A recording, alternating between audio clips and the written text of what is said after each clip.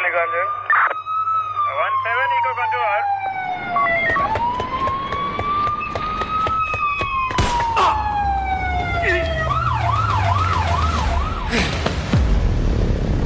আধার রাতের শহরে ফিসফিসিয়ে চলে যাত্রা, শুধুই ঝুঁকি নেওয়ার রহস্যের ছলে।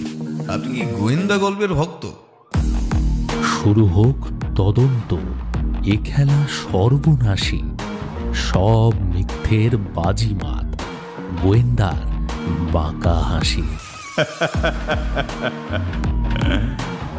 জমে উঠুক রোমাঞ্চ, বিভিন্ন অজুহাতে এসেছে আবার নতুন গল্প নিশিরাগের রাতে। নমস্কার বন্ধুরা, নিশিরাগ গল্পের আড্ডায় আমি জয়দীপ আরও একবার তোমাদের সবাইকে স্বাগত জানাই।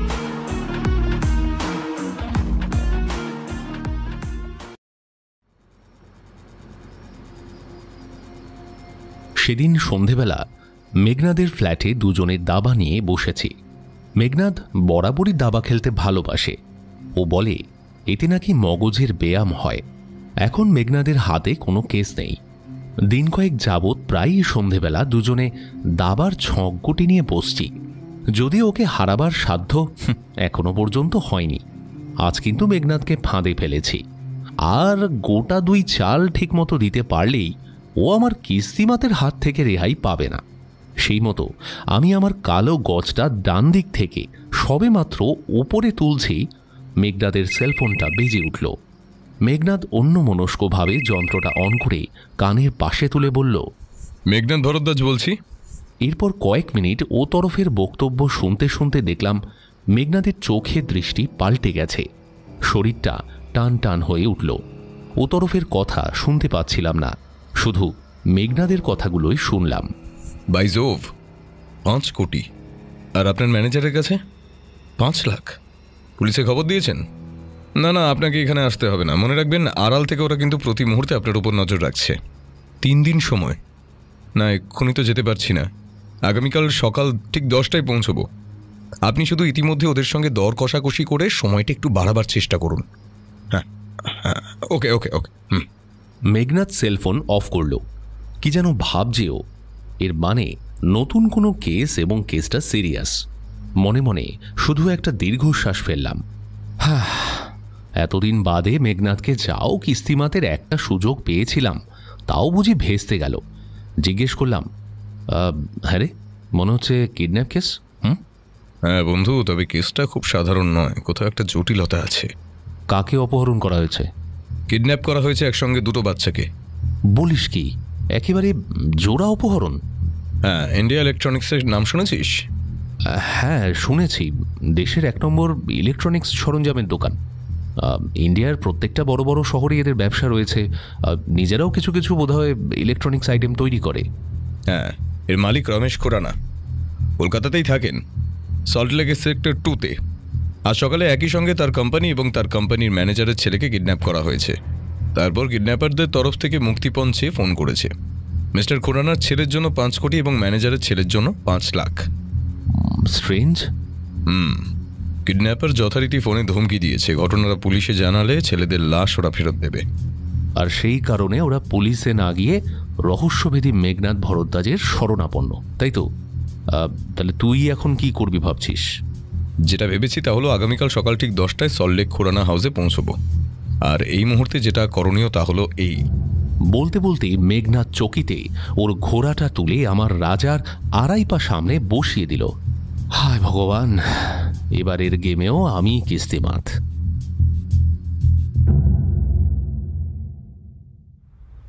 নির্দিষ্ট সময়ে পরের দিন সকালে আমি আর মেঘনাদ পৌঁছে গেলাম সল্টলেকের সেক্টর 2 রমেশ খুরানার বাড়ির কাছে। বিরাট প্রাসাদের মতো বাড়ি, সামনে বন্ধ লোহার গেট। গেটের সামনে প্রাইভেট সিকিউরিটি গার্ড। মেঘনাদের গাড়ি গেটের সামনে গিয়ে দাঁড়াতেই সিকিউরিটির লোকটা এগিয়ে এলো। মেঘনাদ পরিচয় দিতেই সিকিউরিটি সেলাম ঠুকে গেট খুলে দিল। বোঝাই গেল বাড়ির মালিক আগে থেকেই তাকে আমাদের কথা বলে রেখেছিলেন। গেট পার হয়ে মেঘনাদের গাড়িটা সরাসরি ঢুকে পড়ল বিশাল বাড়ির কম্পাউন্ডে। সামনেই দাঁড়িয়ে মধ্যবয়সী দোহারা চেহারার এক ভদ্রলোক, মাথায় টাক, পরনে প্যান্ট শার্ট, চোখে মুখে স্পষ্ট বিষণ্ণতা ছড়ানো। মেঘনাদ গাড়ি থেকে নামার সঙ্গে সঙ্গেই ভদ্রলোক এগিয়ে এলেন। মাথা ঝুঁকিয়ে বললেন, আপনি নিশ্চয়ই মিস্টার মেঘনাদ ভরদ্বাজ। ঠিক। আর আপনি তো মিস্টার রঞ্জিত ধর, ইন্ডিয়া ইলেকট্রনিক্সের ইস্টার্ন জোনের ম্যানেজার। রঞ্জিত ধর আর একবার ঝুঁকে অভিবাদনের ভঙ্গি করে বললেন, আপনি তো আমার সম্পর্কে সব খবরই পেয়ে গেছেন স্যার। না, সব খবর পাইনি, তবে এই খবরটুকু পেয়েছি গতকাল আপনার মালিক এবং আপনার দুজনেরই ছেলেরা স্কুল থেকে ফেরার পথে কিডন্যাপ হয়েছে। চলুন আগে মিস্টার খুরানার কাছে যাওয়া যাক। মেঘনাদ রঞ্জিত ধরকে আর কিছু বলার সুযোগ দিল না। ওনার পিছু পিছু আমরা বাড়ির মূল অংশে প্রবেশ করলাম। সামনে বিরাট লাউঞ্জ, পেছনে দোতলার সিঁড়ি উঠে গেছে। লাউঞ্জটা সুন্দরভাবে সাজানো, এক কথায় ঐশ্বর্য এবং রুচি দুয়েরই সমাবেশ ঘটেছে এখানে। মাঝখানে সোফা সেট, সামনে টি টেবিল, তার উপর ফুলদানিতে মরশুমি ফুলের গুচ্ছ। সোফায় পাশাপাশি বসেছিলেন একজন পুরুষ এবং নারী। বুঝতে অসুবিধে হল না, মিস্টার অ্যান্ড মিসেস খুরানা। দুজনের চেহারাতেই আভিজাত্যের ছাপ। বয়স 40-এর নিচে হবে দুজনেরই। আমাদের দেখে মিস্টার খুরানা উঠে দাঁড়িয়ে সৌজন্য সহকারে স্বাগত জানালেন। দুপক্ষের নমস্কার এবং সৌজন্য বিনিময় পর্ব শেষ করার পর রমেশ খুরানা বিষণ্ণ কণ্ঠে বললেন, আরে কি বলবো মিস্টার ভরদ্বাজ, গত 2 রাত থেকে আমরা ঘুমাতে পারিনি। আমার স্ত্রী তো একটু আগে পর্যন্ত কাঁদছিলেন, আর আমার ম্যানেজারের স্ত্রী মিসেস ধর, ও তো খবরটা পাওয়ার পর ওই থেকেই সেন্সলেস হয়ে যাচ্ছেন। রমেশ খুরানার কথার মাঝেই দেখলাম মিসেস খুরানা দু চোখে হাত রেখে কেঁদে উঠলেন। রঞ্জিতবাবু, আপনি কি এই বাড়িতেই থাকেন? মেঘনাদ রঞ্জিত ধরের দিকে ফিরে জিজ্ঞেস করল কথাটা। আগে হ্যাঁ। রঞ্জিত ধর কিছু বলার আগেই মিস্টার রমেশ খুরানা বললেন, আমার বাড়ির এক অংশে মিস্টার ধর আর তার স্ত্রী তার ছেলেকে নিয়ে বসবাস করে। আপনি বুঝতেই পারছেন যে তাতে আমার একটু সুবিধা হয় কাজের। রমেশ খুরানার কথার সঙ্গে দেখলাম রঞ্জিত ধর ঘাড় নেড়ে নেড়ে চলেছেন। মিসেস ধরকে তো দেখছি না। মেঘনাদ চারপাশে তাকালো। আপনি যদি বলেন তাহলে ডেকে আনছি। গতকাল বিকেলে ছেলেটা কিডন্যাপ হওয়ার পর থেকেই। প্লিজ, আমি এবারের সকলের সঙ্গে একবার কথা বলতে চাই। মেঘনাদ রঞ্জিত ধরকে থামিয়ে দিয়ে বলল কথাটা। হ্যাঁ ঠিক আছে, আমি এক্ষুনি ডেকে আনছি। রঞ্জিত ধর হন্তদন্ত হয়ে চলে গেলেন। মেঘনাদ এবার রমেশ খুরানার দিকে তাকিয়ে বলল, আপনার যে ড্রাইভার গতকাল বাচ্চা দুটোকে স্কুল থেকে নিয়ে আসছিল, সে কি এখন বাড়িতেই আছে? হ্যাঁ, থাকার তো কথা। রমেশ খুরানা সেলফোনটা বার করে বললেন, তবে সন্দীপ আমার খুব বিশ্বাসী ড্রাইভার। গত 6 বছর ধরে আমার গাড়ি চালাচ্ছে, কোনো কমপ্লেন নেই। এই সন্দীপ, এক্ষুনি একবার চলে এসো তো, একজন তোমার সঙ্গে কথা বলবেন। আপনি বোধহয় আমার কথাটা সন্দীপকে বলেননি। না না না মিস্টার ভরদ্বাজ, দেখুন আমি এখনও অবধি কাউকেই বলিনি। সত্যি বলতে কি, 5 কোটি টাকার ভ্যালু আমার কাছে অনেক, কিন্তু তার চেয়েও বেশি ভ্যালু আমার একমাত্র ছেলে অর্পণের। দেখেন, ওরা হুমকি দিয়েছে যে পুলিশে খবর দিলে ওরা ছেলে দুটোকে মেরে 2টো লাশ আমাদের কাছে পাঠিয়ে দেবে। আপনি ভাবতে পারেন? কথাটার মধ্যেই মিসেস খুরানা আরও একবার কেঁদে উঠলেন। কাঁদতে কাঁদতেই বললেন, আমি ওকে বলেছি তুমি যেভাবে পারো 5 কোটি টাকা জোগাড় করে ওদের বিয়েটা দিয়ে দাও। আমি আমার ছেলেটাকে শুধু ফেরত চাই, শুধু ছেলেটাকে ফেরত চাই। আরে তুমি বুঝছো না, টাকা ফেরত দিলেই তো আর কিডন্যাপাররা ছেলে ফেরত দেবে না। কোনো গ্যারেন্টি নিয়ে বিষয়ের, তখন আবার নতুন কোনো বায়না ধরবে। এমন ঘটনা তো আগেও দেখেছি আমরা, নাকি দেখিনি? মিস্টার খুরানা ঠিকই বলেছেন। মেঘনাদ বেশ খানিকটা কোমল কণ্ঠেই বলল কথাটা। যারা এই কাজটা করেছে তারা কোনো সাধারণ কিডন্যাপার নয়। মিসেস খুরানা, আপনি একটু ধৈর্য ধরুন, আমার উপর ভরসা রাখুন। মিস্টার ভরদ্বাজ, আমি আপনার নাম শুনেছি। মিসেস খুরানা অস্ফুট স্বরে বললেন। ঠিক তখনই একজন সুদর্শন তরুণকে এগিয়ে আসতে দেখা গেল। মিস্টার খুরানা তার দিকে তাকিয়ে বললেন, হ্যাঁ এসো সন্দীপ, মিস্টার ভরদ্বাজ তোমার কাছে কিছু জানতে চান। আপনি কি পুলিশ ডিপার্টমেন্ট থেকে আসছেন? সন্দীপ সামনে এসে বলল, না, আমি একজন প্রাইভেট ইনভেস্টিগেটর। বসুন, আপনার কাছ থেকে গতকালের অপহরণের ঘটনাটা জানতে চাই। সন্দীপ যা বলল তা অনেকটা এই রকম। গত কয়েকদিন যাবতই তার নাকি মনে হচ্ছিল সে যখন সাহেবের গাড়িতে বাচ্চা দুটিকে নিয়ে স্কুলে দিতে যাচ্ছে অথবা স্কুল থেকে ফিরে আসছে, কেউ যেন তার গাড়িটাকে অনুসরণ করছে। ব্যাপারটা প্রথমে সে মনের ভুল ভেবে খুব একটা গ্রাহ্য করেনি। তারপর গতকাল দুপুরে যখন বাচ্চা দুটোকে স্কুল থেকে নিয়ে ফিরছে, সল্টলেকের 5 নম্বর ট্যাঙ্কের কাছে হঠাৎ একটা নির্জন রাস্তার উপরে পাশ থেকে একটা গাড়ি এসে তাদের গাড়ির সামনে দাঁড়িয়ে পড়ল। তারপর সে কিছু বুঝে ওঠার আগেই সেই গাড়ির দরজা খুলে দুজন লোক বেরিয়ে এলো। একজন তার গাড়ির ড্রাইভার আসনে জানলার সামনে দাঁড়ালো। তারপর সন্দীপের কপালের পাশে রিভলভার ঠেকিয়ে রেখে তাকে চুপ করে থাকতে হুকুম করল। আর অন্য লোকটি দুটো বাচ্চাকে জোর করে গাড়ি থেকে বার করে তাদের সেই গাড়িতে তুলল। তারপর নিমেষের মধ্যে গাড়িটা দৃষ্টিসীমার বাইরে চলে গেল। ড্রাইভার সন্দীপ নাকি আচমকাই ঘটনায় এতটাই হতবুদ্ধি হয়ে গিয়েছিল যে সেই পরিস্থিতিতে কি করবে সেটা নাকি ভাবলেই অনেকটা সময় চলে গিয়েছিল। তারপর সোজা তার সাহেবের কাছে এসে সব কিছু বলেছে। মেঘনাদ এতক্ষণ তার ডান হাতের মুঠোটা মুখের উপর রেখে চুপ করে সব শুনছিল। এবার বলল, সন্দীপ, আমার কয়েকটা প্রশ্ন আছে। হ্যাঁ স্যার, বলুন। তুমি কি লোক দুটোকে আগে কখনো দেখেছো অথবা আবার দেখলে চিনতে পারবে? না স্যার, ওদের দুজনেরই মুখ না ঢাকা ছিল, তবে ওরা না কিছুটা অবাঙালি ভাষার টানে কথা বলছিল। গাড়ির নাম্বার নোট করেছো? না মানে তখন স্যার এত নার্ভাস হয়ে পড়েছিলাম। অবশ্য নোট করলেও লাভ হতো না মেঘনাদ, ওরা নাম্বার প্লেটটা নিশ্চয়ই গাড়িতে অরিজিনালটা ব্যবহার করেনি। তুই ঠিকই বলেছিস অর্ণব। আচ্ছা, কদিন যাবৎ তোমার গাড়িটাকে কেউ ফলো করছে বলে তোমার সন্দেহ হয়েছিল, সেই কথাটা তুমি মিস্টার খুরানাকে এসে জানিয়েছিলে? নেভার, কবি নেই। মিস্টার খুরানা এবার যেন ক্রুদ্ধভাবেই বললেন, আরে মিস্টার ভরদ্বাজ, এই বুড়বাক ড্রাইভারকে কেস শেষ হলে আমি তাড়াবো। উত্তেজিত হবেন না মিস্টার খুরানা। সন্দীপ, এখন তুমি যেতে পারো, পরে দরকার হলে আবার তোমার সঙ্গে কথা বলবো আমি। সন্দীপ মালিকে দেখে একবার আর চোখে তাকিয়ে চলে গেল। মেঘনাদ এবার কয়েক মুহূর্ত কি যেন চিন্তা করল। তারপর রমেশ খুরানাকে প্রশ্ন করল, আচ্ছা, আপনার কি এমন কোনো শত্রু থাকা সম্ভব যে আপনাকে জব্দ করার জন্য আপনার ছেলে অর্পণকে অপহরণ করতে পারে? না মিস্টার ভরদ্বাজ, তেমন কেউ তো। বলতে বলতেই রমেশ খুরানা একটু থমকে নিয়ে বললেন, বাই দ্য ওয়ে, দিন কয়েক আগে একটা ঘটনা ঘটেছিল, তখন আমি ব্যাপারটাকে অতটা গুরুত্ব দিইনি, কিন্তু। কি ঘটনা? আমার মনে আছে মিস্টার ভরদ্বাজ, গত বছরের শেষের দিকে দিল্লির এক মার্কেট প্লেসে একটা বোম ব্লাস্ট হয়েছিল, আত্মঘাতী জঙ্গি অ্যাটাক। প্রচুর লোক হতাহত হয়েছিল। আমি ইলেকট্রনিক্স এবং প্রিন্ট মিডিয়া মারফত এই ঘটনাটার নিন্দা করে একটা স্টেটমেন্ট দিয়েছিলাম এবং সরকারি ত্রাণ তহবিলে 50,000 টাকাও দান করেছিলাম। বাহ, এ তো ভালো কাজ। ইয়েস মিস্টার ভরদ্বাজ, অবশ্য এর পেছনে একটা সেন্টিমেন্ট ছিল। অ্যাকচুয়ালি আমার এক আদি বাড়ি আছে দিল্লিতে, এখনও সেখানে আমার কোনো রিলেটিভস থাকে, দ্যাটস ওয়াই। তারপর এর দিন কয়েক বাদে রাত্রে আমার কাছে একটা ফোন এলো আননোন নাম্বার থেকে, ওই আইএসডি কল, আই গেস। মানে দেশের বাইরে থেকে? আগে হ্যাঁ, ভাঙা ভাঙা হিন্দি আর উর্দু মেশানো ভাষায় কেউ একজন আমায় ধমকি দিল, আমি নাকি বহুত রুপিয়া কামিয়েছি, এবার তার কিছুটা অংশ তাদেরকে দিতে হবে। আচ্ছা, আপনি জিজ্ঞেস করলেন না কে বলছে? হ্যাঁ, জিজ্ঞাসাবাদ করেছিলাম, তো সে তার কোনো উত্তর দিল না, বলল শিগগিরই আমি নাকি টের পেয়ে যাব। মিস্টার খুরানা চুপ করলেন, তার কণ্ঠস্বরে হতাশা। বেশ কিছুটা সময়ে আমরা কেউই কোনো কথা বললাম না। আমি ভাবছিলাম, মেঘনাদ তো গতকালই বলেছে, এটা কোনো সাধারণ অপহরণ কেস মনে হচ্ছে না।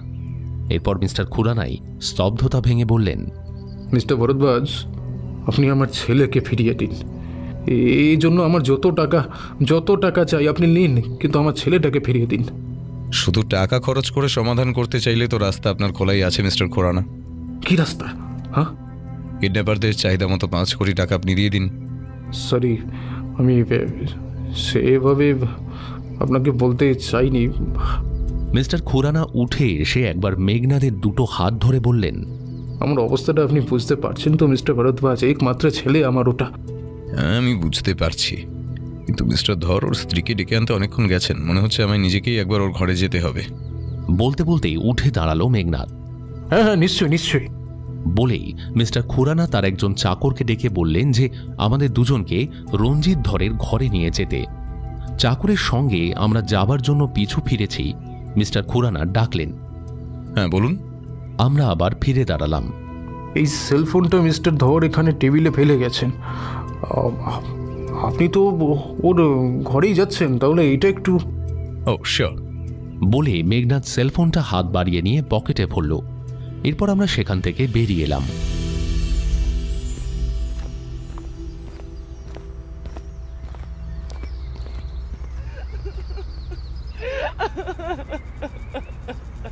রঞ্জিত ধরের স্ত্রী সুনিতা দেবী হাউ হাউ করে কাঁদছিলেন।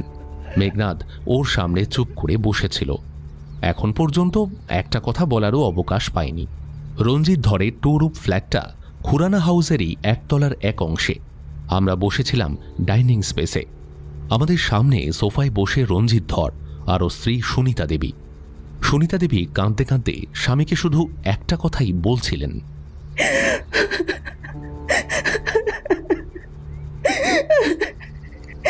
কেন তোমরা ছেলেগুলির অপহরণের খবর বাইরে নিয়ে গেলে? ওরা হুমকি দিয়েছে এ খবর কোনোভাবে পুলিশের কাছে পৌঁছলেই ওরা ছেলে দুটোকে মেরে ফেলবে।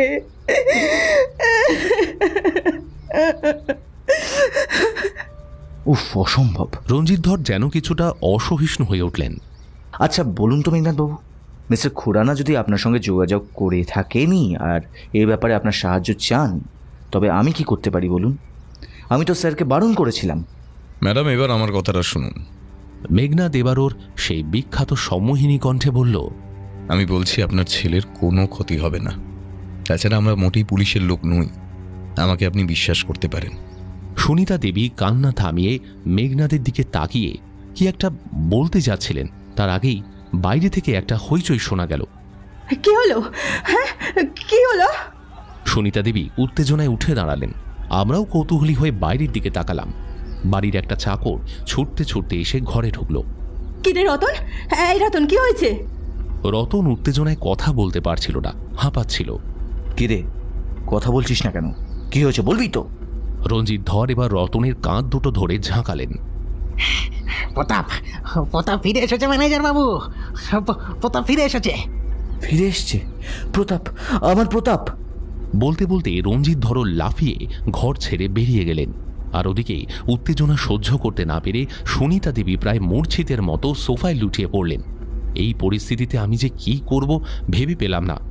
মেঘনাদ কিন্তু আশ্চর্য নির্বিকার। মেঘনাদের কানের কাছে মুখ নিয়ে গিয়ে বললাম, হ্যাঁ রে, ওরা কি তাহলে সময়ের আগেই প্রতাপকে খুন করে? আমার তা মনে হয় না অর্ণব। তাহলে প্রতাপ একাই ফিরল কি করে? ইতিমধ্যে একজন কাজের মেয়ে এসে সুনিতা দেবীর চোখে জলের ঝাপটা দিয়ে ওর জ্ঞান ফিরিয়েছে। উনি উঠে বসেছেন সোফার ওপরে, ফ্যাল ফ্যাল করে তাকাচ্ছেন এদিক ওদিক। ঠিক সেই মুহূর্তে রঞ্জিত দর ঘরে এসে ঢুকলেন, মুখে চওড়া হাসি। রঞ্জিতবাবু বেশ উত্তেজিত কণ্ঠে তার স্ত্রীকে বললেন যে ভয় নেই, প্রতাপ নাকি ফিরে এসেছে। সত্যি? তুমি সত্যি বলছো? হ্যাঁ গো, মিস্টার খুরানার লাউঞ্জে বসে আছে। মিস্টার খুরানা তোমাকে ডাকছেন। মেঘনাথবাবু, আপনিও চলুন। আর অর্পণ, মিস্টার খুরানার ছেলে? না, তার কথা তো বলতে পারছি না। মেঘনাথ আমার হাতে একটা টান দিয়ে বলল, চল অর্ণব, আর দেরি নয়। মিস্টার খুরানার লাউঞ্জে এই মুহূর্তে বাড়ির চাকর বাকর থেকে শুরু করে সিকিউরিটি গার্ড সবাই এসে ভিড় করেছে। মিস্টার অ্যান্ড মিসেস খুরানা সোফায় বসে রয়েছেন, আর ওদের সামনে বসে রয়েছে বছর 8 একটি শিশু। মুখটা শুকনো, উস্কো খুস্কো চুল, পরনে স্কুলের পোশাক। বুঝতে অসুবিধে হল না, এই ধর দম্পতির পুত্র প্রতাপ।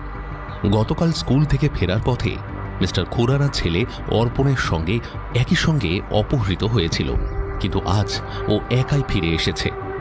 কি করে ফিরল সেটা জানতেই সবার কৌতূহল। সিকিউরিটি গার্ড তেজেশ কুণ্ডু হাত পা নেড়ে তার কৃতিত্বের কথা বলছিল। স্যার, আমি তো ব্যাপারটা এখনো ভাবতেই পারছি না। প্রতিদিনের মতো গেটের সামনে দাঁড়িয়ে ডিউটি করছিলাম, হঠাৎ দিকে একটা ট্যাক্সি এসে দাঁড়ালো এবং ট্যাক্সির ভেতর থেকে প্রতাপের সঙ্গে একজন বুড়ো লোক বেরিয়ে এলো। প্রতাপকে বলল এই বাড়ি। প্রতাপ ঘাড় নাড়তেই ওই লোকটা প্রতাপকে বাড়ির সামনে ছেড়ে ভেতরে চলে গেল। মেঘনাদ এক দৃষ্টিতে তাকিয়েছিল প্রতাপের দিকে। প্রতাপ জড়সড়ভাবে মায়ের কোলে বসেছিল। মেঘনাদ এরপর ধীরে ধীরে প্রতাপকে জিজ্ঞাসাবাদ করে দুষ্কৃতীদের ডেরা থেকে ওর পালিয়ে আসার কাহিনী কিছুটা হলেও উদ্ধার করল। হ্যাঁ, পালিয়েই এসেছে প্রতাপ। ওর কাছ থেকে যে বিবরণী পাওয়া গেল তা অনেকটা এইরকম। গতকাল স্কুল ফেরত দুষ্কৃতীরা তাদের দুজনকে যখন ধরে নিয়ে গিয়েছিল তখনকার কথা প্রতাপের মনে নেই, কারণ গাড়িতে তুলেই ওরা ওদের সামনে কি একটা স্প্রে করে দেয়, মিষ্টি মিষ্টি গন্ধ। তাই ওরা দুজনেই জ্ঞান হারিয়ে ফেলেছিল। বোঝাই যাচ্ছে ওদের নাকের কাছে ক্লোরোফর্ম জাতীয় কিছু স্প্রে করা হয়েছিল। এরপর প্রতাপের যখন জ্ঞান ফিরল, ও দেখল একটা ঘরের মধ্যে ও একা, ঘরের দরজায় তালা দেওয়া। তখন ও খুব কেঁদেছে, কিন্তু কেউ এসে ঘরের তালা খুলে দেয়নি। রাতের বেলা একজন এসে ওকে 2টো রুটি আর 1 বাটি তরকারি দিয়ে গিয়েছিল। প্রতাপের এতটাই খিদে পেয়েছিল যে সেই খাবারই চেটে পুটে খেয়েছে, যদিও এমন খাবার সে জীবনে কোনোদিন খায়নি। এই অবস্থায় একটা রাত কেটেছে প্রতাপের। এই সময়ের মধ্যে সে অর্পণকে একবারের জন্য দেখেনি, ওর কথাও শোনেনি। তারপর সকালবেলা একজন লোক এসে ওকে পাউরুটি আর চা দিয়ে গেছে। তারপর বোধহয় ভুল করেই ঘরের দরজাটা খুলে রেখে চলে যায়। প্রতাপ যখন তা টের পেল তখন আর দেরি করেনি। যদি ওর ভীষণ ভয় করছিল, তবুও সুযোগ পাওয়া মাত্রই সে ছুটে চলে এসেছে বাড়িটার বাইরে। বাড়ি থেকে বেরিয়েই রাস্তা, বাস, ট্যাক্সি, রিক্সা চলছে। রাস্তার পাশে সারি সারি দোকান। জায়গাটা অপরিচিত। প্রতাপ কোন দিকে যাবে ভাবছিল, এমন সময় একজন বুড়ো লোক এসে প্রতাপকে জিজ্ঞেস করল যে সে এখানে একা কি করছে, কোথায় থাকে। প্রতাপ তাকে বলে যে সে রাস্তা হারিয়ে ফেলেছে। শুনে সেই বৃদ্ধ ভদ্রলোকই ট্যাক্সি করে এনে তাকে বাড়ির সামনে ছেড়ে দিয়ে গেছেন। প্রতাপের কথা শেষ হলে আমি বললাম, বাহ, ভারী সাহসী ছেলে তো তুমি। এই অবস্থায় তোমার মতো অন্য কোনো ছেলে বোধহয় এভাবে পালিয়ে আসতে পারত না। রমেশ খুরানা ব্যাকুলভাবে অর্পণের কথা জিজ্ঞাসা করলেন। প্রতাপ মাথা নেড়ে বলল যে সে একবারের জন্য দেখেনি। শুনতে শুনতেই মিসেস খুরানা দুহাতে মুখ ঢেকে আরও একবার কেঁদে উঠলেন। মিস্টার খুরানাও একটা দীর্ঘশ্বাস ফেলে মেঘনাদের দিকে তাকালেন। মেঘনাদ বলল, আমার তা মনে হয় না মিস্টার খুরানা। 5 কোটি মুক্তিপণের টাকা পাওয়ার সম্ভাবনা এত তাড়াতাড়ি ওরা নষ্ট করবে না। বলতে বলতে মেঘনাদের পকেটে সেলফোনটা হঠাৎ বেজে উঠল।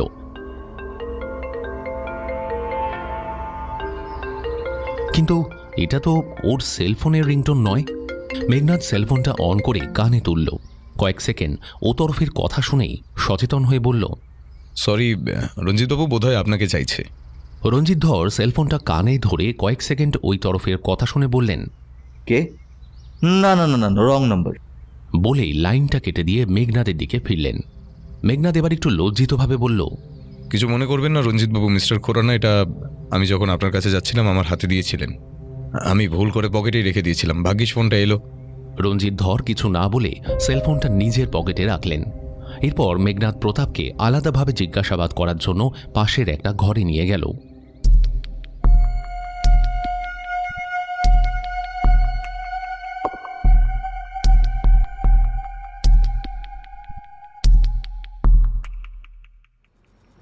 সেদিনই সন্ধেবেলা মেঘনাদের বেলতলা রোডের ফ্ল্যাটের ডাইনিং রুমে আমি আর মেঘনাদ।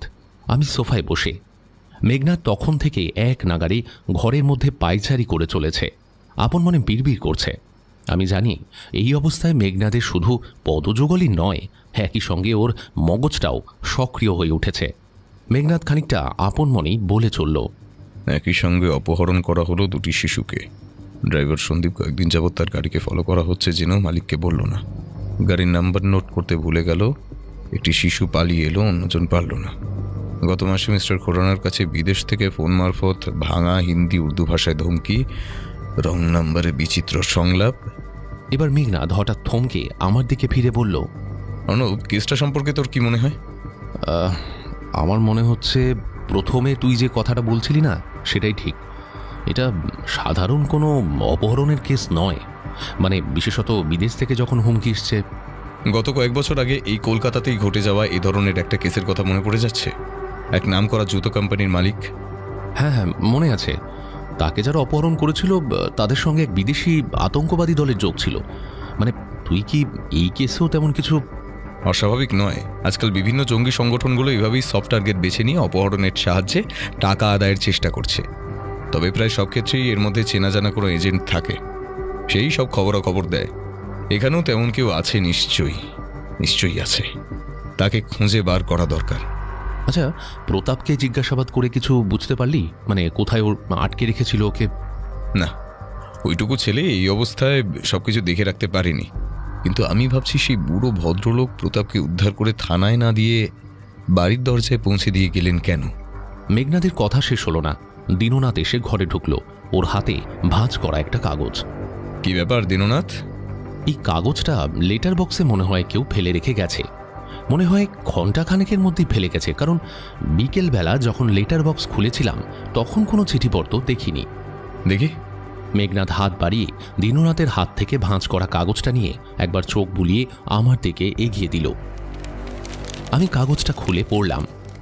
একটা সাদা কাগজে ইংরেজিতে টাইপ করা গুটি কয়েক মাত্র শব্দ, যেটার বাংলা করলে দাঁড়ায়, হুঁশিয়ার, বাধা দেওয়ার চেষ্টা করলে মরবে, আমরা আমাদের পথের কাঁটা উপড়ে ফেলতে জানি। মেঘনাথকে কাগজটা ফিরিয়ে দিয়ে বললাম, কি বুঝলি বলতো? মেঘনাদের দু চোখে আগুন যেন। চোয়াল শক্ত করে বলল, ওরা যদি বুনুল হয় তবে আমি বাঘা তেঁতুল। এদের এই হুমকির জবাব তো আমি দেব। বুঝলাম এই কেসটা এবার সত্যিই অন্যদিকে মোড় নিয়েছে। জানি না কি আছে কপালে।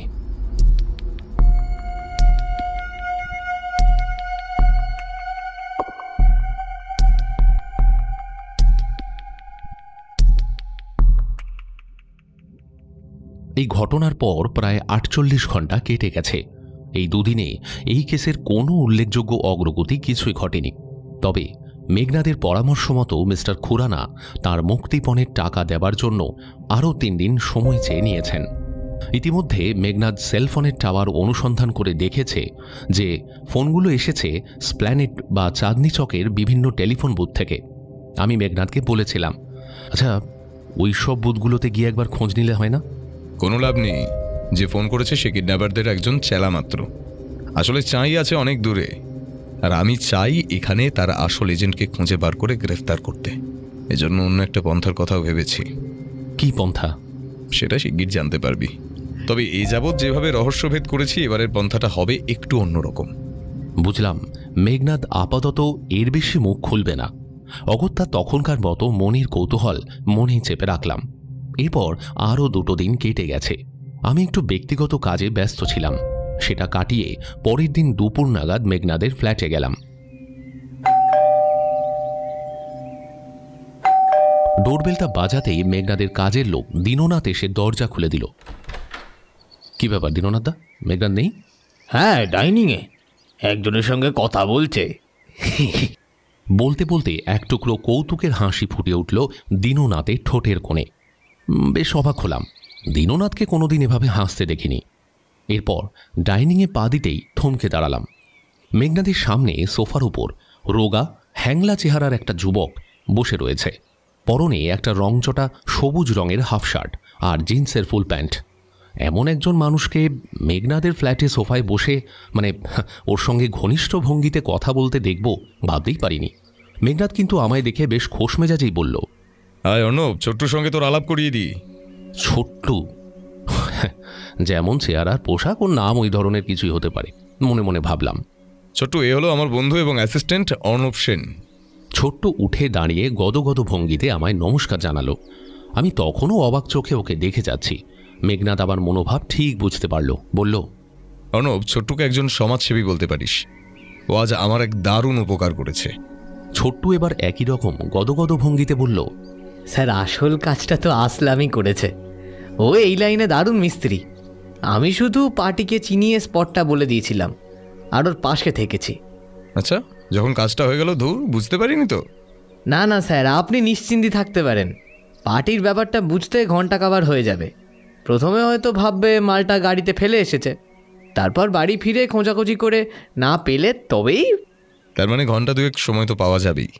বলতে বলতে মেঘনাদ পকেট থেকে একটা 500 টাকার নোট বের করে ছোট্টুর হাতে দিয়ে বলল, এটা এখন রাখো ছোট্টু, এরপর তোমায় আবার যখন দরকার হবে ফোন করব, ঠিক আছে? Okay sir.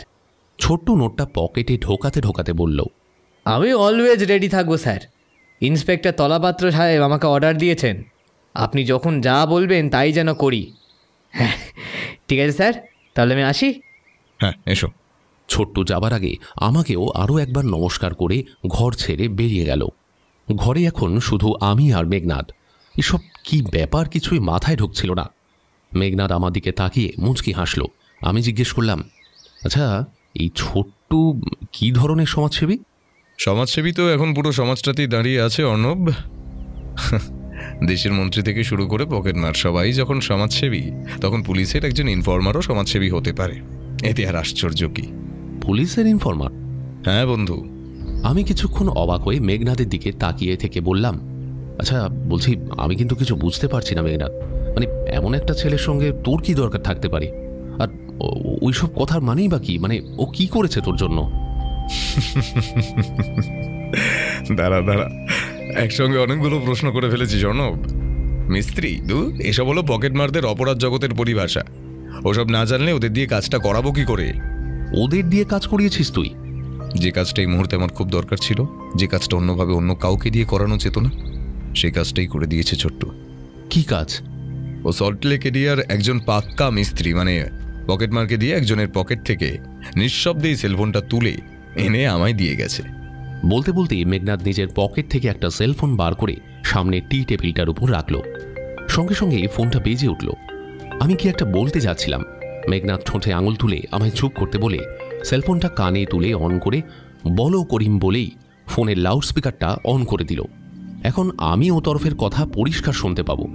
ও তরফ থেকে ভাঙা ভাঙা বাংলায় কেউ একজন বলল, দাদা এ খোঁচর পিছু লিয়েছে, মুঝে মালুম हो रहा है कि पुलिस भी জেনে গেছে। अरे बॉस বলেছে ছেলেটাকে दूसरा কোনো ঠিকানায় পাঠিয়ে দিতে। আরে মদদ করিয়ে কুছ। হ্যাঁ, একা আমি কোথায় সরাবো এটাকে? ফোনে বলা যাবে না, আধ ঘন্টার মধ্যে দেখা করো। সেখানে আমার প্ল্যান আর নতুন ঠিকানা বলবো। আপনার বাড়ি যাবো দাদা? পূর্বক হেস্টিংসের বড় মাজার চেনো? হ্যাঁ তো দাদা, আপনার ভয়েসটা একটু অন্যরকম লাগছে, কি ব্যাপার? সর্দি লেগেছে, পাশে লোকজন আছে, যা বলছি করো। হ্যাঁ বলিয়ে। বস বলেছে হাতে বেশি টাইম নেই। শোনো, হেস্টিংসের বড় মাজারের সামনের ব্রিজটার নিচে ঠিক আধ ঘন্টা বাদে আমি অপেক্ষা করব। তুমি ছদ্মবেশে আসবে। মতলব? পুলিশ ফলো করতে পারে, চিনতে না পারে। তোমার দাড়ি গোঁফ থাকবে, নীল শার্ট পরবে, কালো জিন্সের প্যান্ট, ঠিক আছে? আচ্ছা ঠিক আছে ঠিক আছে। মাথায় কালো টুপি ভি রাখবো তো? ঠিক আধ ঘন্টা বাদে তো? হ্যাঁ, গাড়ি থেকে নেমে দাঁড়াবে, আমি তোমায় খুঁজে নেব। ওকে দাদা, ওকে ওকে। এর মধ্যে दूसरा ঠিকানার বন্দোবস্ত হবে তো? বাচ্চাটার বহুত ঝামেলা করছে, বহুত। পুলিশ भी अलर्ट হয়ে গেছে। ব্যবস্থা হয়ে যাবে, কিন্তু আমার কমিশনটা? আরে মত সোচিয়ে দাদা, বস যখন বলেছে তখন। ঠিক আছে। মেঘনাদ সেলফোনটা অফ করলো। আমি এখনো অবাক হয়ে তাকিয়ে রয়েছি ওর দিকে। এত বছর ওর সঙ্গে থেকে রহস্যভেদের সাকরিদি করছি, কিন্তু মেঘনাদকে কখনো এত দুর্বোধ্য মনে হয়নি। ওদিকে মেঘনাদ সে সেলফোনটা অফ করে নিজের সেলফোনটা অন করল। ছোট্ট কি? এবার আর ও তরফের কথা শুনতে পেলাম না, তবে বুঝলাম মেঘনাদ একটু আগে এই ঘরে পরিচিত হওয়া সেই পুলিশ ইনফরমারের সঙ্গেই কথা বলল, মাত্র মিনিট খানেক। তারপর ফোনটা রেখে আমার দিকে তাকিয়ে ব্যস্তভাবে বলল, তুই কি এখন রেডি? হ্যাঁ, কিন্তু তবে আর কথা না, এক্ষুনি আমাদের একটা সিরিয়াস অপারেশনে বেরোতে হবে। সিরিয়াস অপারেশন এখন? হ্যাঁ, অপারেশন রেস্কিউ।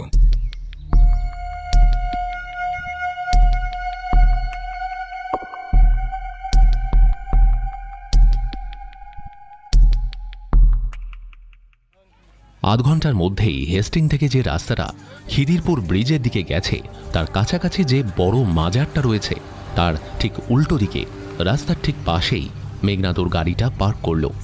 গাড়ির ভেতরে শুধু মেঘনাদ আর আমি। এখন দুপুর ঠিক 12টা। আশপাশটা মোটামুটি নির্জন। মেঘনাদ জায়গাটায় পৌঁছেই গাড়ির মধ্যে বসে ওর সেলফোন মারফত ছোট্টুর সঙ্গে কী সব বলল ঠিক বুঝলাম না। এজন্য মনে মনে আমার যে একটু অভিমান জমছে না তা নয়, বিশেষত যখন দেখছি ছোট্টু নামে পুলিশের এই ইনফরমার, তার উপরই মেঘনাদ বেশি ভরসা করছে এবং ব্যাপারটা আমাকে জানাচ্ছে না পর্যন্ত। কিন্তু বুঝতে পারছিলাম না মেঘনাদের পরিকল্পনাটা ঠিক কী। আমি জানি ও যখন নিজে থেকে বলছে না, ওকে জিজ্ঞেস করেও কোনো লাভ হবে না। আমার মন বলছে অর্পণ অপহরণ কেসে এখন কোনো একটা সিরিয়াস কাণ্ড ঘটতে চলেছে। আমাদের গাড়ি থেকে একটু দূরে একটা ট্যাক্সি এসে থামল। কয়েক সেকেন্ড বাদে ট্যাক্সির দরজা খুলে বেরিয়ে এলো এক ব্যক্তি। তার এক মুখ দাড়ি গোঁফ, মাথায় কালো টুপি, পরনে নীল রঙের শার্ট, কালো জিন্সের ফুল প্যান্ট। লোকটা গাড়িটার সামনে দাঁড়িয়ে এদিক ওদিক সন্দিগ্ধ দৃষ্টিতে তাকাতে লাগলো। আমার মনে পড়ল আধ ঘন্টা আগেই ইনফরমার ছোট্টুর কাছ থেকে পাওয়া পকেটমারি সেলফোন থেকে যে অজানা ব্যক্তিকে ফোন করেছিল মেঘনাদ, তাকে এমন পোশাক পরিয়ে এখানে আসতে বলেছিল। কিন্তু লোকটা কে? মেঘনাদ এখন গাড়ি থেকে নামছে নাই বা কেন? মেঘনাদ ওর নিজস্ব সেলফোন থেকে ইন্সপেক্টর তলা পাত্র এবং ছোট্টুর সঙ্গে কি সব কথাবার্তা সেরে নিল।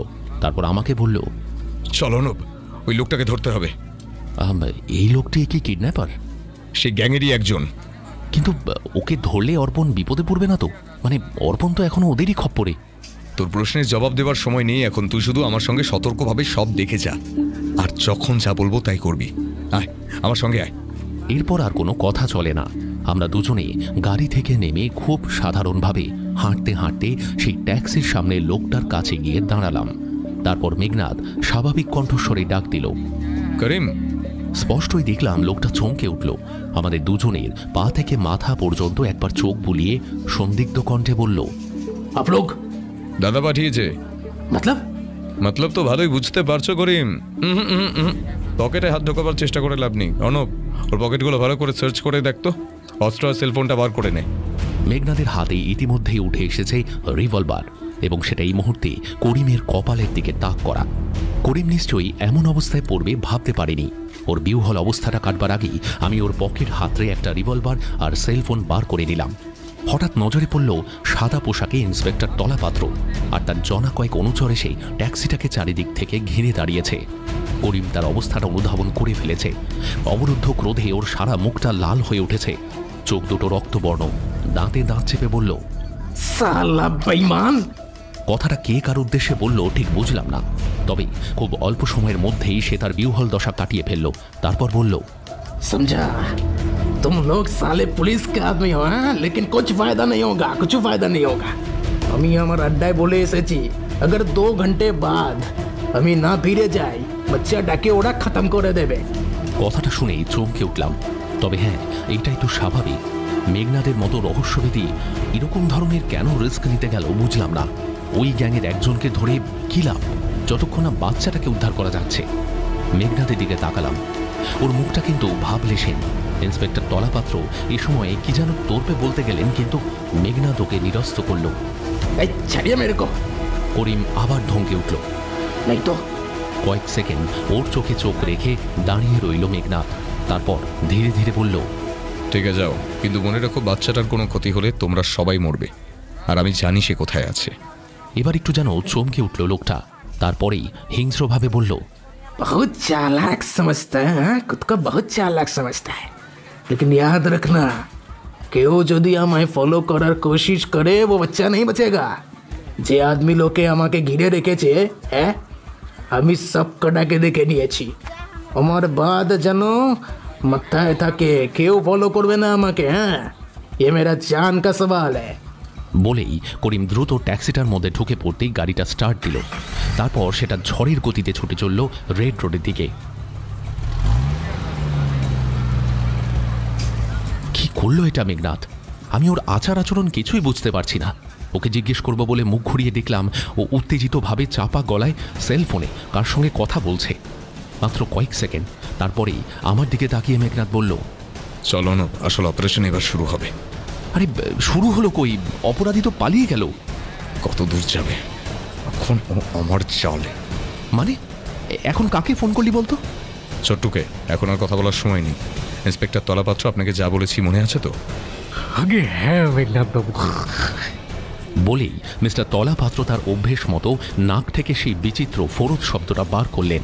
এরপর আমাকে আর কিছু বলার সুযোগ না দিয়ে মেঘনাদর গাড়িটায় আমাকে তুলে নিয়ে গাড়ি স্টার্ট দিল। কিন্তু এখন যাব কোথায়? করিমকে অনুসরণ করার প্রশ্ন নেই, কারণ ট্যাক্সি এখন দৃষ্টিসীমার বাইরে।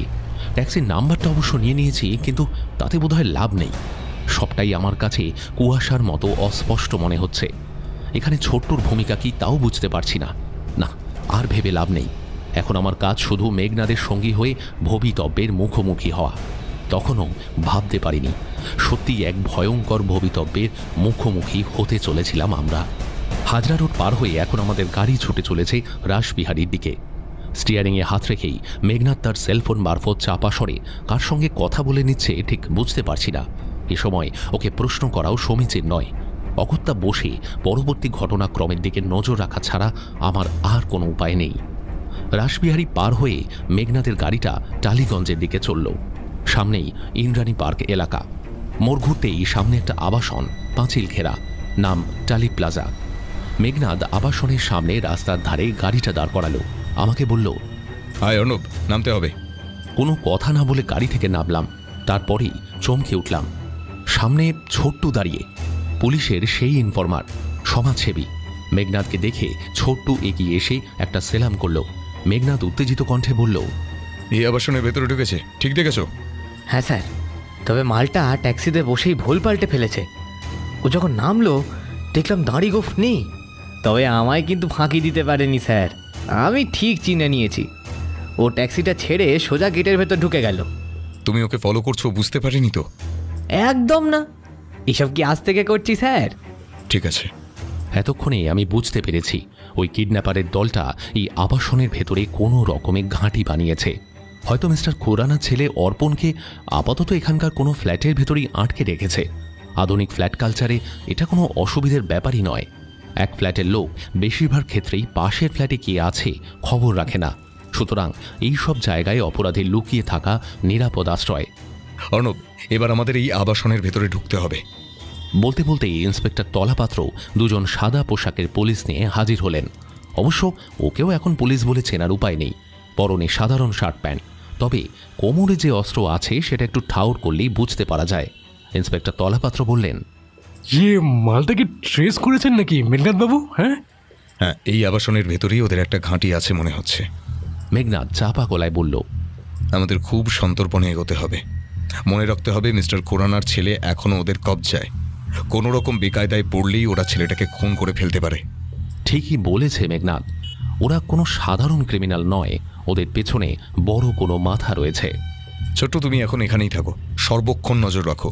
যদি ওই লোকটা ইতিমধ্যে বেরিয়ে আসার চেষ্টা করে তুমি সেলফোন মারফত আমায় জানাবে, আর ততক্ষণ এই দুজন পুলিশের সাহায্যে ওকে আটকাবার চেষ্টা করবে। ছোট্টু মাথা নেড়ে ঠিক আছে বলল।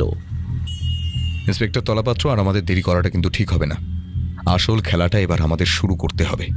খেলাই বটে, মরণ খেলা। আমি মনে মনে বললাম। এতক্ষণ আবাসনের সামনে যে সিকিউরিটির লোকটা দাঁড়িয়েছিল সে সন্দিগ্ধ দৃষ্টিতে তাকিয়েছিল আমাদের দিকে। আমরা আবাসনের ভেতরে ঢুকতে যেতেই আমাদের পথ আটকালো। একটু আগে যে লোকটা আবাসনে ঢুকলো তাকে আমাদের একটু দরকার। আর সে কোন ফ্ল্যাটে থাকে ভাই? মেঘনাদ মিষ্টি করেই বলল কথাটা। আরে দাঁড়ান, আরে আপনারা কোথায় যাবেন? আরে আপনার কে? হ্যাঁ, কোথা থেকে আসছেন? এখানে আপনাদের কি দরকার? হ্যাঁ, মেঘনাদের প্রশ্নটা এড়িয়ে লোকটা সিকিউরিটি সুলভ গাম্ভীর্য নিয়ে প্রশ্নগুলো করল। এবার ইন্সপেক্টর তলাপাত্র নাকের মধ্যে ফোরত শব্দটা বার করে পকেট থেকে তার পুলিশের আইডেন্টিটি কার্ডটা বার করে নাকের সামনে তুলে ধরে গম্ভীর স্বরে বললেন, তো পরিচয়টা তো জানলেন, এবার আমাদের প্রশ্নের জবাবটা দিন তো। লোকটা একটু থতমতো খেয়ে গেল, মাথা চুলকে আমতামতা করে বলল, একটু আগে মানে? হ্যাঁ, একটু আগে যে লোকটা ট্যাক্সি থেকে নেমে ফ্ল্যাটের মধ্যে ঢুকলো তার কথাই জানতে চাইছি। এই আবাসনের কোন ফ্ল্যাটে সে থাকে বলুন। আসলে স্যার, একটু আগে আমি চা আর ওই খাবার খেতে না একটু সময়ের জন্য পাশের ওই চায়ের দোকানটা গিয়েছিলাম।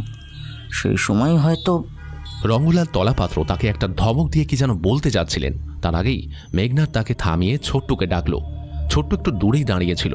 মেঘনাদ ওকে জিজ্ঞেস করল, ছোট্টু, লোকটা যখন এই আবাসনের মধ্যে গেট পার হয়ে ঢুকলো এই সিকিউরিটি গার্ড গেটে ছিল? না স্যার, দেখিনি। ঠিক বলছো? হ্যাঁ স্যার। ছোট্টু একটু চিন্তা করে বলল কথাটা। হ্যাঁ স্যার, লোকটা তো ওখানে ট্যাক্সি থেকে নামলো, তারপরে হাঁটতে হাঁটতে গেট পেরিয়ে ঢুকে গেল। যে ট্যাক্সিটায় আমি ওকে ফলো করে এসছি সেটাতেই বসেই সবটা দেখেছি স্যার। তখন কিন্তু ওই গার্ডকে দেখিনি গেটে, স্পষ্ট মনে আছে। হ্যাঁ স্যার, আমি মিথ্যা বলছি না স্যার। সিকিউরিটি গার্ডের মুখটা কাঁচু মাচু হয়ে গেল। এটাই হলো তোমাদের নিয়ে সমস্যা। মেঘনাদ বোধ করি নিজের মনেই বিড়বিড় করল। যে সময়টা সবচেয়ে প্রয়োজন সেই সময়টাতেই তোমরা অসতর্ক থাকো, এজন্য কত কাণ্ডই না ঘটে যায়। কেন স্যার, ওই লোকটা কি কোনো? তা এখন তোমার জেনে লাভ নেই, তাকে তো তুমি দেখোইনি। একটু ভেবে মিনমিন স্বরে বলল সিকিউরিটি গার্ড। এখন তোমায় যে প্রশ্ন করব তার জবাব দাও। বলুন স্যার। এই আবাসনে কটি ফ্ল্যাট আছে? স্যার 4 তলায় 3টে বিল্ডিং, গ্রাউন্ড ফ্লোর পুরোটাই গ্যারেজ, বাকি 3টে ফ্লোরে 4টে করে ফ্ল্যাট। অর্থাৎ কি না মোট 36টা। আচ্ছা, এর মধ্যে 8-10 বছরের বাচ্চা কটা আছে ফ্ল্যাটে? সেটা স্যার করে বলতে পারবো না, আমি তো সবেমাত্র এই মাসে জয়েন করেছি। এখানে তো স্যার সবাইকে ঠিকমতো দেখাও যায় না। আচ্ছা, এটা তো বলতে পারবে গত 2 দিনের মধ্যে কোনো নতুন লোক ফ্ল্যাটে এসেছে কিনা এবং সেখানে কোনো নতুন বাচ্চা এসেছে কিনা? শোনো, খুব ভালোভাবে ভেবে জবাব দাও। তোমার এই কথার উত্তরের উপর কিন্তু অনেক কিছু নির্ভর করছে। কেন স্যার, কোনো কি? ওহো, যে প্রশ্নটা করা হচ্ছে সেটার জবাবটা দাও আগে। হ্যাঁ স্যার, শ্লী ব্লকে 3 তলায় হরগোবিন্দ সিং, ওনার ফ্ল্যাটে গতকাল সকালে একটা বছর আটেকের বাচ্চা এসছে। আমি গতকাল বিকেলবেলা একটু কাজের জন্য তখন ছাদে উঠেছিলাম। সেইতে উঠতে উঠতে শুনলাম ওই ফ্ল্যাটের মধ্যে বাচ্চারা খুব কাঁদছে আর ওকে কেউ ধমকাচ্ছে। আমার খুব খারাপ লেগেছিল জানেন স্যার। ফ্ল্যাটের নাম্বারটা কত? Shri block D3। ঠিক আছে, আর দেরি নয়, আমরা একটা চান্স নেব। ইন্সপেক্টর তলাপাত্র, অর্ণব, তোরা আমার সঙ্গে আয়। আমরা আবাসনে ঢুকে সি ব্লকের দিকে এগিয়ে গেলাম। ইতিমধ্যে ফ্ল্যাটের কোনো কোনো আবাসিকেরও আমাদের উপর নজর পড়েছে। কেউ কেউ এগিয়ে এসে জিজ্ঞেস করতে শুরু করেছে যে কি হয়েছে। মেঘনাদ কারুর দিকে না তাকিয়ে সিঁড়ির দিকে এগিয়ে চলল, সঙ্গে আমরা দুজন। তরতর করে সিঁড়ি বেয়ে আমরা উঠতে লাগলাম। সমস্ত কাজটা যতদূর সম্ভব নিঃশব্দে সারতে হচ্ছে। আমরা যে কিডন্যাপারদের পিছু নিয়েছি ওরা যেন কোনোভাবেই সেটা টের না পায়। মেঘনাদের কড়া নির্দেশ, কিন্তু বাস্তবিক পক্ষে সত্যি কি তা সম্ভব? মনে মনে ভাবলাম। সেটা যদিও উপযুক্ত সময়ে বোঝা যাবে। 2nd ফ্লোর অর্থাৎ 3 তলায় উঠে এলাম আমরা 3 জন। পাশাপাশি 4টে ফ্ল্যাট, ওগুলোর মধ্যে আমাদের লক্ষ্য D3 ফ্ল্যাটটা। ফ্ল্যাটের দরজায় নেম প্লেট লাগানো, মিস্টার হরগোবিন্দ সিং। আমরা বন্ধ দরজার সামনে দাঁড়ালাম। মেঘনাদ প্রায় চুপি চুপি বলল, অর্ণব, তুই ডোরবেল বাজিয়ে মিস্টার সিংয়ের খোঁজ কর, তারপর যা করার আমরা করব। বলতে বলতেই মেঘনাদ আর ইন্সপেক্টর তলাপাত্র দুপাশের দেওয়ালে গা মিলিয়ে রিভলভার তাক করে দাঁড়ালো। মেঘনাদ আমায় চোখের ইঙ্গিত করলো। সত্যি বলতে কি বুকের ভেতরটা ঢিপ ঢিপ করতে শুরু করেছে। মেঘনাদ পাশ থেকে তাড়া লাগালো। এই কুইক! মনটাকে শক্ত করে ডোরবেলটা বাজালাম। এরপরই ঘটল ভয়ঙ্কর ঘটনা। এমনিতে যে ঘটতে পারে আমি ভাবতেই পারিনি। দড়াম শব্দে ফ্ল্যাটের দরজাটা খুলে গেল। ভেতর থেকে বেরিয়ে এলো 2 জন ব্যক্তি। ওদের একজনকে আমি চিনি। ওই তো সেই করিম, যাকে এতক্ষণ অনুসরণ করে এখানে এসেছে পুলিশের ইনফরমার ছোট্টু, আর তার পিছু পিছু আমরা। কিন্তু করিম একা নয়, ওর সামনে একজন লোক, মুখে ছাগলদাড়ি, তার কোলে বছর 8-এর একটা বাচ্চা। এই শিশুই কি রমেশ খুরানার অপহৃত ছেলে অর্পণ? রমেশ খুরানার বাড়িতে অর্পণের ছবি দেখেছি, মনে হচ্ছে এই সেই ছেলে।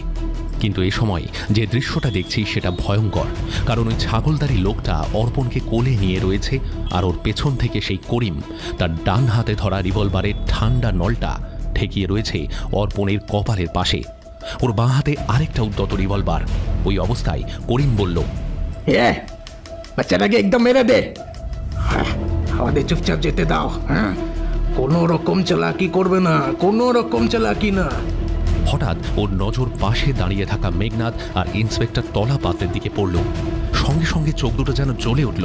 বাঁ হাতে রিভলভারটা তাক করে একটা কুৎসিত ভঙ্গিতে বলল, फेंक दो रिवॉल्वर, नहीं तो ये गोली मार दूंगा, खत्म कर दूंगा।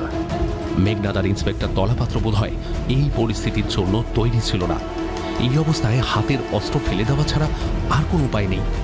আমরা নিতান্ত নিরুপায় দশায় দাঁড়িয়ে দেখতে লাগলাম একজন দুষ্কৃতী বাচ্চাটাকে কোলে নিয়ে, আর পেছন থেকে করিম নামের দুষ্কৃতীটা বাচ্চাটার কপালে রিভলভার ঠেকিয়ে আমাদের সামনে দিয়েই হেঁটে নেমে যাচ্ছে সিঁড়ির ধাপে। ইতিমধ্যে আবাসনের মধ্যে কিভাবে যেন খবরটা ছড়িয়ে পড়েছে। আশপাশ থেকে লোকজন তার এই ফ্ল্যাট থেকে বেরিয়ে আসতে শুরু করেছে। এই কেউ কাছে আসবে না, হ্যাঁ, এই গলায় কিন্তু গুলি করবো, শেষ করে দেবো বাচ্চাটাকে। করিম নামের লোকটা হিংস্র কণ্ঠে চিৎকার করে বলল। আশেপাশে লোকজন যারা এগোতে চাইছিল এবার তারা থমকে দাঁড়িয়ে পড়ল। কে আর এমন বিপদের মধ্যে ঢুকতে চায়? আশ্চর্য, ছেলেটাও কেমন যেন চুপচাপ হয়ে গেছে, শুধু ফ্যাল ফ্যাল করে তাকিয়ে আছে। আসলে গত 72 ঘন্টা যাবৎ যে ঝড় ওই বাচ্চাটার উপর দিয়ে গেছে সেটা ওর পক্ষে সহ্য করা সত্যি কষ্টকর। সে কারণেই হয়তো মনের স্বাভাবিকতা হারিয়ে ফেলেছে অর্পণ নামের শিশুটি। দুজন অপহরণকারী অর্পণকে নিয়ে সিঁড়ি দিয়ে নিচের দিকে নেমে চলেছে। এভাবে হয়তো বাচ্চাটার কপালে রিভলভার ঠেকে ওরা আবাসনের বাইরে চলে যাবে। ওখানে নিশ্চয়ই ওদের জন্য কোনো গাড়ি অপেক্ষা করছে। বেশ প্ল্যান মাফিকই কাজটা করছে ওরা। তার মানে আমরা যত কৌশলেই ওই করিম নামের দুষ্কৃতীকে এখানে অনুসরণ করে আসি না কেন, ওকে ধোঁকা দিতে পারিনি। বরং এই মুহূর্তে ওরাই আমাদের বোকা বানাচ্ছে। আমাদের কি সত্যি কিছু করার নেই? মেঘনাদের দিকে তাকালাম। ওর মুখটা অসম্ভব গম্ভীর। ইন্সপেক্টর তলাপাত্র ওর নাক থেকে ঘন ফরত আওয়াজটা ছাড়ছেন, কিন্তু ওর বোধহয় কিছুই করার নেই, অসহায়ভাবে ওদের অনুসরণ করা ছাড়া। 3 তলা থেকে 2 তলায় পা দিয়ে ওরা থমকে দাঁড়িয়ে হুঙ্কার ছাড়ল। ইতিমধ্যে ফ্ল্যাটের জনা কয়েক সাহসী লোক ওদের ঘিরে ফেলবার চেষ্টা করছে। এবার করিমের সঙ্গী সেই লোকটা গর্জন করে উঠল, শুনতা নেই আদমি লোক, তোমরা কিন্তু কেউ কোনো চালাকি করবে তো এই ছেলেটার মাথার খুলি আমি উড়িয়ে দেব। নিজেদের জানে পরোয়া করি না আমরা। ওদের এইসব কথার মানে কি? তাহলে মেঘনাদ বোধহয় ঠিকই বলেছিল, এরা সাধারণ কোনো ক্রিমিনাল নয়। হঠাৎ পাশে চোখ পড়তেই চমকে উঠলাম। এ কি, মেঘনাদ হঠাৎ কোথায় গেল? পাশে তো নেই। তবে কি এই অবস্থায় হাল ছেড়ে দিল? এরকম তো আগে কখনো হয়নি। এদিকে একই রকমভাবে অর্পণের অপহরণকারীরা অর্পণকে রিভলভারের ঠান্ডা নলের মুখে বন্দি করে এক পা করে সিঁড়ি দিয়ে নিচের তলায় নেমে চলেছে। ক্রিমিনালদের এমন ভয়ঙ্কর দৃষ্টি এর আগে কোনোদিন দেখেছি বলে মনে পড়ে না। ওই দৃষ্টি শুধু একটা কথাই বলে, এতটুকু বাধা পেলেও জান দিতে আর জান নিতে এতটুকু দ্বিধা করবে না। আত্মঘাতী বাহিনীর দুষ্কৃতীরা বোধহয় এমনই হয়। 2 তলা থেকে 1 তলায় পা দিল ওরা, আর সেখানেই অপেক্ষা করছিল এই ঘটনার চরম ক্লাইম্যাক্স। গ্রাউন্ড ফ্লোরে পা দেওয়ার সঙ্গে সঙ্গে যেন একটা ভূমিকম্প ঘটে গেল। আচমকা দেখলাম দুজন কিডন্যাপারের 4টে পা মাটি ছেড়ে শূন্যে উঠেই আঁচড়ে পড়ল মাটির উপর। ওদের হাত থেকে শুধু যে রিভলভারগুলোই ছিটকে দূরে চলে গেল তাই নয়, ওদের কোল থেকে বন্দি শিশুটাও যেন উড়ে চলল কোনো অনির্দিষ্ট ঠিকানায়। কিন্তু সে মেঝেতে আছড়ে পড়ার আগেই যেন একটা বড় পাশ বালিশের মতো অর্পণকে লুফে নিল। অন্য কেউ নয়, ছোট্ট। আর সঙ্গে সঙ্গে ঘটে গেল আরও একটা কাণ্ড। রহস্যভেদী মেঘনাদ চকিতে কোথা থেকে এসে ঝাঁপিয়ে পড়ল ওদের উপর। দুজনকে মেঝে থেকে জামার কলার ধরে তুলে ওদের বিরুদ্ধে ডজন খানেক মুষ্টিযোগ মেঘনাদ প্রয়োগ করল। এমন বিধ্বংসী মার মারতে আজ পর্যন্ত কোনো দিন দেখেনি ওকে, এটা স্বীকার করতেই হবে। এরপর ওই দুষ্কৃতীদের আর উঠে দাঁড়াবার ক্ষমতা ছিল না।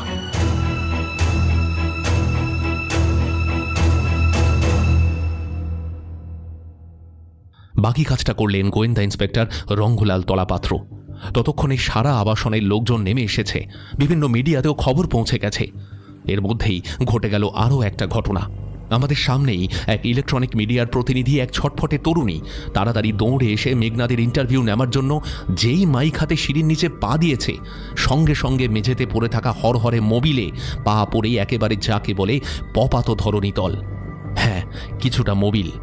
কিডন্যাপাররা যখন অর্পণকে কোলে তুলে ওর কপালে রিভলভার ঠেকিয়ে ওকে নিয়ে সিঁড়ি বেয়ে নেমে আসছিল, তখন মেঘনাদের মাথাতেই বুদ্ধিটা খেলে যায়। সেই মতো ও উপরতলা থেকে সেলফোন মারফত ছোট্টুকে নির্দেশ দেয় সিঁড়ির একেবারে নিচের ধাপে খানিকটা পিচ্ছিল মোবিল ছড়িয়ে রাখতে। আর পরিণামটা চোখের সামনেই দেখতে পেলাম। একেই বোধহয় বলে শেয়ানে শেয়ানে কোলাকুলি।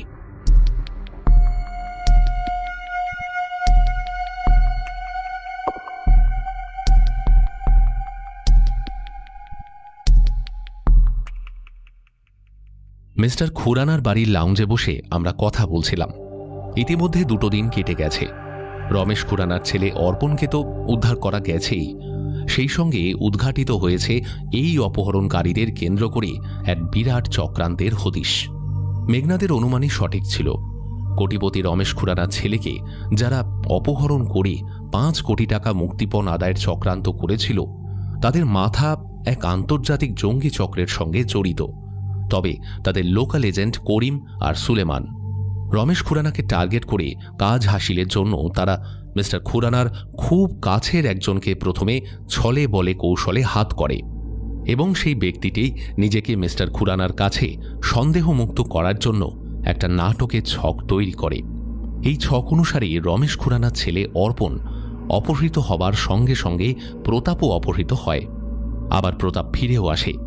সে নাকি দুষ্কৃতীদের ঘাঁটি থেকে তাদের অসাবধানতার সুযোগে পালিয়ে এসেছে। তখনই আমার মনে স্ট্রাইক করে। সোফায় হেলান দিয়ে বসে কথাটা বলল মেঘনাদ। যেভাবে যত সহজে প্রতাপ কিডন্যাপারদের ঘাঁটি থেকে পালিয়ে আসতে পেরেছে, তাই বয়সের একটা ছেলের পক্ষে সত্যি সম্ভব কিনা তা ভাববার বিষয়।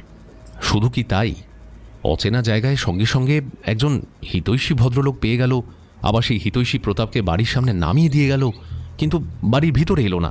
এটাও কেমন যেন সাজানো মনে হয়। ঠিক বলেছেন আপনারা, আমিও তখন অবাক হয়েছিলাম। তবে ছেলেটা ফিরে এসেছে ভেবে আমি আর রঞ্জিতের খুশিতে বাধা দিতে চাইনি। কিন্তু মিস্টার ভরদ্বাজ, এটা কিন্তু আমার আউট অফ ইমাজিনেশন ছিল যে আমারই কোম্পানির ম্যানেজার কিডন্যাপারদের সঙ্গে হাত মিলিয়ে কাজ করেছে। হ্যাঁ, মিস্টার খুরানার ইন্ডিয়া ইলেকট্রনিক্সের লোকাল ম্যানেজার রঞ্জিত ধর সেই ভেতর থেকে কিডন্যাপারদের সমস্ত কিছু খবরাখবর দিয়ে তাদের সাহায্য করেছে। কিন্তু কেন? মেঘনাদ বলল, যতদূর আমার খবর এবং পুলিশের কাছে স্বীকারোক্তি দিয়ে রঞ্জিত ধর যা বলেছে তাতে এটাই বোঝা যায়, কিডন্যাপাররা ওকে দাবার বড়ি হিসেবে ব্যবহার করেছিল। রঞ্জিত ধরকে ওরা টাকার লোভ দেখিয়েছিল, ভয়ও দেখিয়েছিল, যাতে খুব সহজে অর্পণকে অপহরণ করে মুক্তিপণ বাবদ 5 কোটি টাকা আদায় করতে পারে। এ কাজে রঞ্জিত ধর ওদের সাহায্য না করলে তার ছেলে প্রতাপকে ওরা খুন করবে বলেও ভয় দেখিয়েছিল। মিস্টার খুরানা একটা দীর্ঘশ্বাস ফেলে বললেন, এই নির্মম জঙ্গি চক্রের কাছে দেশের মানুষ আর কতদিন আত্মসমর্পণ করে আর শুধু আত্মরক্ষা করার চেষ্টা করে বাঁচতে পারবে বলেন তো?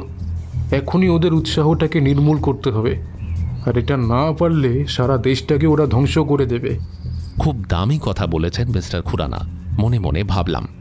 কয়েক মুহূর্তে নীরবতা। তারপর মিসেস খুরানা জিজ্ঞেস করলেন, আচ্ছা মিস্টার ভরদ্বাজ, বলছি রঞ্জিত ধর যেই চক্রান্তের মধ্যে আছে সেটা আপনি বুঝলেন কি করে? প্রথম সন্দেহ হয়েছিল প্রতাপের ফিরে আসার ঘটনাটা শুনে, আর দ্বিতীয় সন্দেহ হয় রঞ্জিত ধরের সেলফোনে কয়েকটা কথা আচমকা শুনে ফেলে। কি রকম? মিস্টার খুরানা, আপনার হয়তো মনে আছে প্রথম দিন যখন এখানে আপনার সঙ্গে দেখা করতে এসেছিলাম, রঞ্জিত ধর তার সেলফোনটা অন্যমনস্কভাবে এখানে ফেলে গিয়েছিল। আমি যখন তার ঘরে যাচ্ছিলাম, আপনি সেলফোনটা তাকে নিয়ে গিয়ে দিতে অনুরোধ করেছিলেন। হ্যাঁ হ্যাঁ, মনে আছে।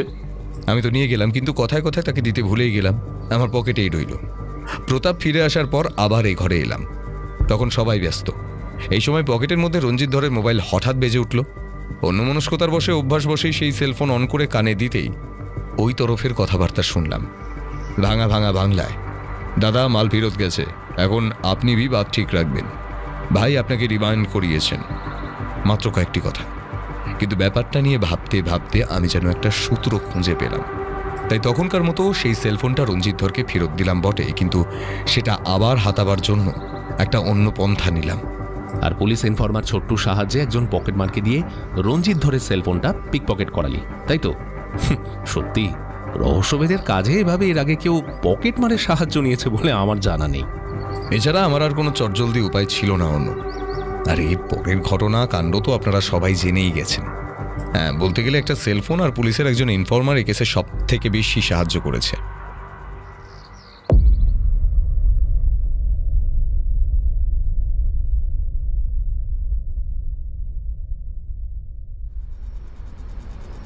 দিন কয়েক পরের কথা। সেদিন সন্ধেবেলা মেঘনাদের বেলতলা রোডের ফ্ল্যাটে ওর সঙ্গে যথারীতি দাবার আসরে বসেছি। খেলা বেশ জমে উঠেছে। হঠাৎ ডোরবেলটা বেজে উঠল। এরপর দীননাথের পিছু পিছু যে ব্যক্তিটি এসে ঘরে ঢুকল, সে আর কেউ নয়, আমাদের পরিচিত ছোট্টু। ছোট্টুর একগাল হাসি এসেই মেঘনাথকে ঢিপ করে একটা পেন নাম ঠুকে ফেলল। আমার দিকেও এগিয়েছিল, আমি বাধা দিলাম। কি ব্যাপার ছোট্টু? আগামীকাল জয়েন করেছি স্যার। কোথায়? পুলিশের হোমগার্ডের চাকরিতে। তলাপাত্র সাহেব নিজে আমার জন্য ব্যবস্থা করেছেন। শুনে বেশ খুশি হলাম। ছোট্টু তার কাজের উপযুক্ত পারিশ্রমিক পেল। এই কেসে সত্যিই ওর অবদান অনেক। সবই তো এই স্যারের জন্য হলো। ছোট্টু একটু লজ্জা লজ্জা মুখ করে বলল কথাটা। আমি স্যার ঠিক করেছি প্রথম মাসের মাইনে হাতে পেয়ে স্যারকে এসে রাবড়ি খাইয়ে যাব। আমি শুনেছি স্যার রাবড়ি খেতে খুব ভালোবাসেন। এবার আমাদের দুজনের হেসে ওঠার পালা।